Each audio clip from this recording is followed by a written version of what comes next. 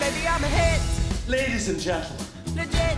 would you give a warm welcome Better give me room. for the soon-to-be legendary Jamie New. Me? Sorry, miss. Just daydreaming. Where I'd like to begin is there's a moment early on in the film where Miss Hedge, the career advisor, is having a chat with the entire classroom about what they're going to do for the rest of their lives. You know, these are things that we all deal with when we go through high school, when we're trying to figure out who we're going to be and where our dreams should be. There are those people out there who have kind of like a skewed vision of like what reality is, and as we see with Miss Hedge. So I'm curious what being a part of this film, how it has changed your own reality. Do you have a more expanded heart? Do you have a little more pep in your step? Like, how has it affected you? Courage, actually. Still my answer. Okay. But it'd probably be all of our answers in many ways, because to step out, one, to tell a story, just actually sometimes just to voice something takes a bit of courage. And particularly for all three of us, this is our first experience into making a film. Sure.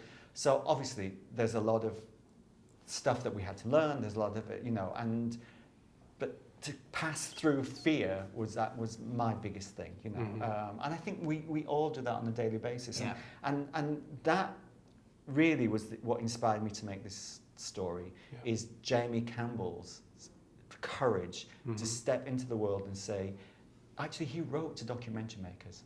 No researcher found him. He actually wrote and said, I'm scared. I want to do this. I want to come out and be a drag queen, and actually come out as a drag queen at my prom and announce it. Yeah. And just have the courage to say and do that. That's ultimately the courage. Yeah, I would probably really say the same. I probably couldn't give you anything better than what Jonathan just said. Yeah, no, this is like by far the scariest thing that I've ever done, or one of, and I think to be able to have this thing to show that we're all very proud of is like something that we'll carry with us, of like proof that we can be really scared and do it anyways. Yeah. And that comes from something within us, but also really importantly, that the people around us loved and supported us in that. 100%. We all had that as first-time filmmakers, and again, I think that's what the story, it's how actually the community shifts and holds you and allows you to be yourself. Yeah. Is there anything that you learned from telling this story on screen that you wish you knew when you did it on stage? For me, on stage and on screen, for me, essentially tell the same story. The beating heart is exactly the same. What screen allowed us to do, or me to do in particular, is allow my imagination to fly. Sure. What cinema can do is give you scale, and it can take you to actual place. So this is set in a working class community in the north of England, in Sheffield, and I know those streets. So it could take us to the actuality of those streets. It could also allow my imagination to fly in a way that could give us Jamie's fabulous imagination. So the scale of where he goes to, those dance numbers that really come out of Jamie's imagination, or Pretty's imagination at one moment. Yeah. It allows the scale of that, and also what film can do that theatre can't quite do in the same way, is give you that close-up, is get right into somebody's eyes and what's behind those eyes, and into somebody's soul, really. Yeah, yeah. So speaking of actually some of those dance numbers, I don't want to spoil all of what happens, because it really is so beautiful. There's some where, the visualization of like dancing with your past is something that I've never really seen before, and it was just really touching and emotional. And so, because I'm thinking about it from Jamie's perspective, I'm also thinking of from Hugo's perspective of being in that memory. And so I wonder what being in those scenes and like singing and dancing your emotions, does it unlock a level of emotion that you can't with, in an otherwise scene where you like talk? Yeah, I suppose Hugo is like facilitates an education for Jamie, so it's just crazy that you got to be in those spaces with those people and to be telling the story and to be learning history. And yeah, I think that's why it has such a powerful impact, because Jonathan often says it can be so generational, and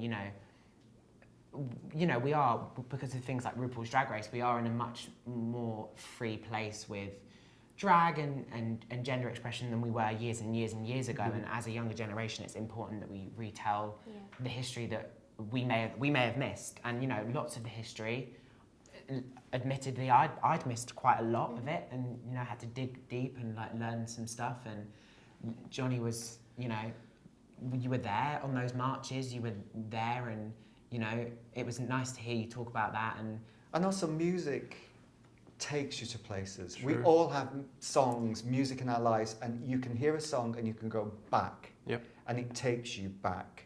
And I think music goes right in, you know, and this score and these lyrics by Dan Gillespie Sells and Tom McRae, you know, they bypass something sometimes as well. They bypass the head and go straight to the heart. And I think music can do that, you know. And then music also opens you up. You know, it can bring you joy, you know. And I do believe when you're at your most joyful and most open that music can do, then in that place, that's when shift can come in. Yeah. And you can kind of go, oh, I can allow fear to be pushed out a little bit, let joy in, and then something shifts. And I think music does that in a way that really no other thing can do. Yeah. I'm going to ask a hypothetical question. So with those scenes in mind of like dipping into your past, were you at all curious like what Jonathan could bring to a moment from your past if he were to direct a moment from your past, just to see like what kind of flair he would bring to it? The time that my appendix semi-perforated inside myself. Oh wow! Yeah, that would be something. And I would like to see that psychedelic world that maybe Jonathan might create about me being in hospital with my semi-perforated appendix. Okay. Oh my God. That's random. That's random, but that's life, Johnny. What about you, Lauren? I don't know, but I'm sure whatever it is, you would make it look great. I mean, there are moments I would go back into my life and go, I remember that kid, you know. And I think ultimately that's the bit I have to keep returning to is what was my story, and then from my story, my imagination then goes to what would it be like in that hospital room with Max and his burst appendix, you know, because it would be it would be psychedelic in many ways, but also there'd be a young kid kind of scared as well. So it's having duality in things, you know. He wanted to be psychedelic in that, you know. I'm sure they put him on a few little boy drugs that helped, you know. And but look at him directing already. This movie's coming soon. I'm working it out. Optioning it. Yeah. How did you go about matching? Because there's certain cuts, like there's the black and white moment where like trying to match that, and is it odd to do these musical numbers in like this stop and go fashion and not be able to complete it? It was really hard. That number you're talking about was probably the most difficult part for me to shoot, because we shot completely. So we shot on the white soundstage and on the black soundstage, and the sets were swapped, and then we had completely different coloured costumes. So it wasn't done in post. It wasn't like a flip thing. We were essentially frame matching a bit. We were. Not essentially, we were. With like choreography. With choreography, but also then we had to get flow in it, because obviously the choreography moves. So we had to 1, 2, stop, but still I was having to sing, I was having to dance, I was having to be in this moment of taking over basically. So it was really hard to like be a technician as an actor, but then still live and breathe as Jamie. But I think, I don't know that I'll have to probably navigate anything as hard as that, hopefully, again. I loved all that. It was so much fun, yeah. I loved all that, prepping all that. They had to then execute all that, which is a whole different thing. But, you know, for me, I had a storyboard artist that I would work with, and I'd kind of walk around the room and go, and at this moment we can do this. And as I said early on, you know, I then had all these HODs, and I'm going, can we do this? And all I got was, yes, yes, yes, yes, we can make that happen. But it was extraordinary to be in, actually, we filmed in the school cafeteria that my brother was the assistant head teacher, because it really is that local that we filmed, you know, and we turned that ordinary schoolroom cafeteria into the most extraordinary ballroom, you know. So cool. 'Cause I'm gonna be